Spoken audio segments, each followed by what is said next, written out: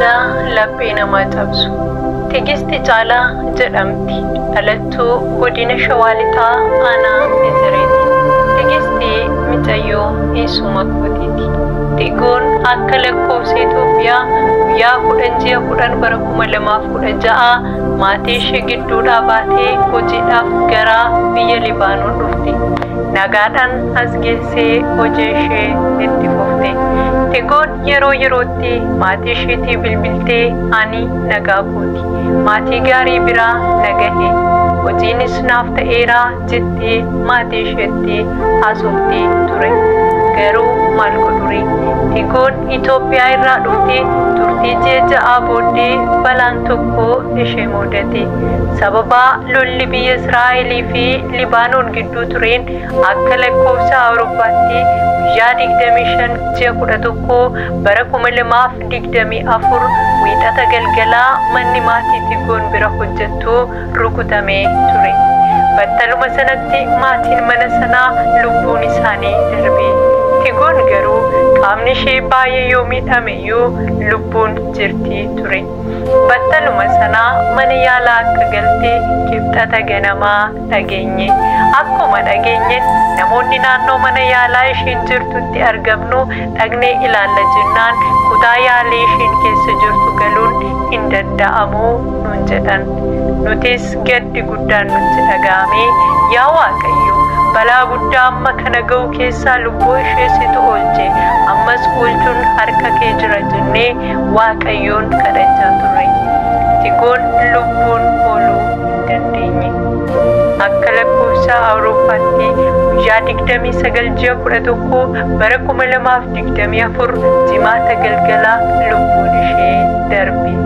Iyyinee boonyee waan goonuu wallaalle.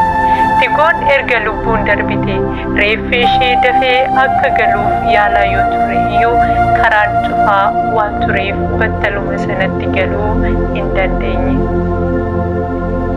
Turtii torbee 3 booddee guyyaa kaleessaa kana jechuunis akka lakkoofsa Awurooppaatti guyyaa 19 ji'a 12 bara 2024 reeffi ishee maatii bira gahe.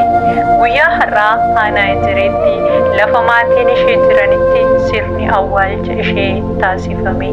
Tigootoo Waaqayyo lubbuu keef iddoo boqonnaa halaatu kittuutoo nagaan boqodhu.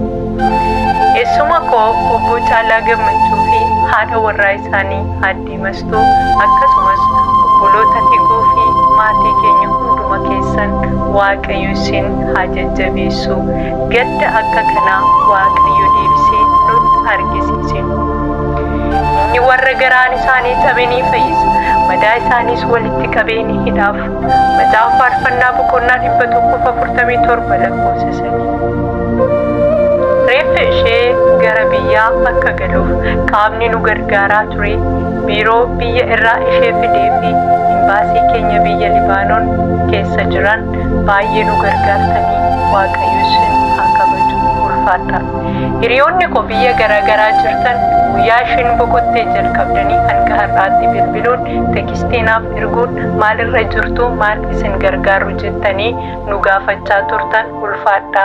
Gaddi akka kanaa mana keessan hin galin.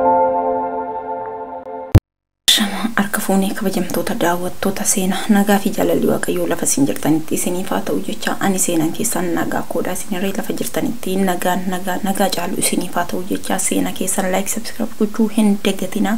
Uummata nagaa uummata jaalala keessas alas teessanii warri seenaa keessan daawwattan galatoomaa, warri ganaa dhuftanis immoo nagaadhaan gara mana kanaatti makamaan isiniin jedha. Egaa ka obboloota koo qaalii, egaa ka fira koo, egaa ka yaalammii koo, egaa ka yaasaba koo yeroo biyyaa baanu in hojjannaa, in argannaa, maatii keenya gargaaraa, haadhaaf abbaa keenya gargaaraa, lammii keenyaaf taanaa, ofiif taanaa. Namni tokko baay'ee ofii hojjetee, ofii yoo hojjete namni tokko kobaasaan hojjetu.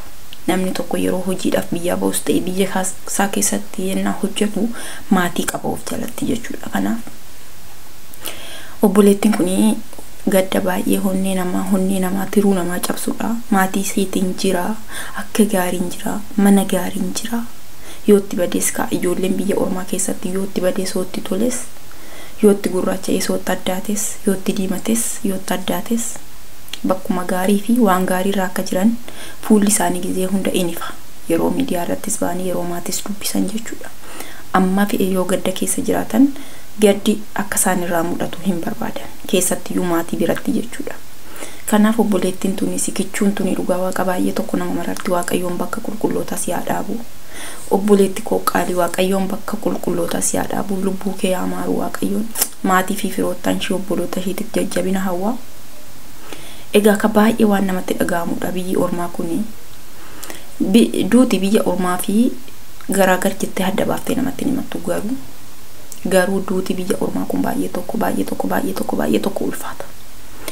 Maatiin achi mucayyoon keenya hojjettee nu gargaartee boru nama nu gootee bakka waan jiran keessa sana keessa ba'uudhaaf bakka yaada irratti godhatanii qalbii irratti cabsataniit jiru. Ishiinis immoo akkasuma maatii koo hojjedhee maatii koo gargaaree boru akkas godhee bakka yaadni ishii kanadha. Garuu jidduudhaan kanatti immoo himatee namatti nufu duuti fi dhukkubni himatee namatti nufu obboloota koo. Kanaaf obboleetti kana haala kanaan haaluma dhageessan seenaa ishii kanarraa obbiraa dhabne jechuudha. Obbiraa dhabne lubbuu ishii jechuudha. Baay'ee tokko nama gaddisiisa. Baay'ee tokko honnee namaa rukuta dhugaa waaqayyoo jechuudha. Duuni biyya ormaa kun nutti baay'attee dhugaa waaqayyoo jechuudha. Duuni biyya ormaa ijoollee keenyatti baay'attee dhugaa waaqayyoo. Baay'ee tokko nama gaddisiisa bara. Ani biyya ofii keessatti yoo du'ani bara duuni akka qabdi. Duuni koo himattee namatti nuftu. Duuni dhibeen dhukkubnii fi duuni dhimatanii namatti nufan keessummaa miti boru mana kee dhufu dhafanii namaan hin jedhan namaan bilbilan. Bakkumaati jirtutti dhufanii simatu malee ati maatii kee keessa jirtaa, ati alagaa keessa jirtaa, ati fira keessa jirtaa, ati eessa jirtaa siin hin jedhan. Jarri kun lamaan baay'ee tokko salphoodha dhugaa waaqayyoo jechuudha. Kanaaf iyyuu obboloota koo qaalii mucayyoon kun akkuma beektan seenaa ishii akkuma dhageessan kanatti baay'ee tokko honnee nama nyaataa eegaa akka du'a walirraan kaasan. Dhukkubarree amma tokko wal gargaaranii mana yaala wal geeffatanii kadhannaarree walii godhanii walirraa amma tokko intini dhukkubarree amma tokko jedhama ka. Garuu duuni dhufnaan eenyumtu haati keessirraa kaasuu hin dandeessu obboleettiin keessirraa kaasuu hin dandeessu jechuudha. Kanaaf obboleetti kana waaqayyoo lubbuu ishii nuuf amaaru rabbiin lubbuu ishii bakka qulqullootaa nuuf dhaabu. Duuti akka qabdi. Duuni biyya ormaa garuu baay'ee tokko ulfaatti obboloota koo. Kanaaf akkuma asirraa argitan akkuma seenaa isheerraa argitan obboleettiin kun ganaa kichuudha ganaa quuftee kaattee quuftee hojjettee nama lammii ishii nama maatii ishii gargaaree miti nama ofiirree waa sana keessa ba'ee miti kichuutti obbiraa dhabne kichuu meeqa dhabaa jirra. Waaqayyoon kan gidi waan godheef isa beekaa. Dura lubbuu ishii baraaree ka'ee boodammoo waan fudhateef isatu beekaa. Gubaa sana keessa ishii baasee mana yaala erga geessee booda mana yaala keessatti kan ishiin boqotte. Egaa ka waaqayyoon bakka qulqullootas yaa dhaabu obboleetti koo maatiidhaaf firoottan akkasumas hiriyoota ishiitiif jajjabina hawwa baay'ee waan garaa nama nyaatudha. Oduu gaddaa baay'ee tokko garaa nama nyaata dhugaa waaqayyoo jechuudha. Waaqayyoon bakka jirrutti nu eegu waaqayyoon kan keessas kan alaas kan biyya ormaa jirus kan biyya isaa keessa jirus balaa akkana balaa tasa dhufu jala waaqayyoon nu abaasu. Rabbiin keenya akka nu baasetti mana nagaa biyya nagaa maatii nagaatti nu galchu. Seenaa baay'ee tokko garaa nama rukutu onnee namaa dhabsudha. Egaa ka walirraan fuudhan maal goona.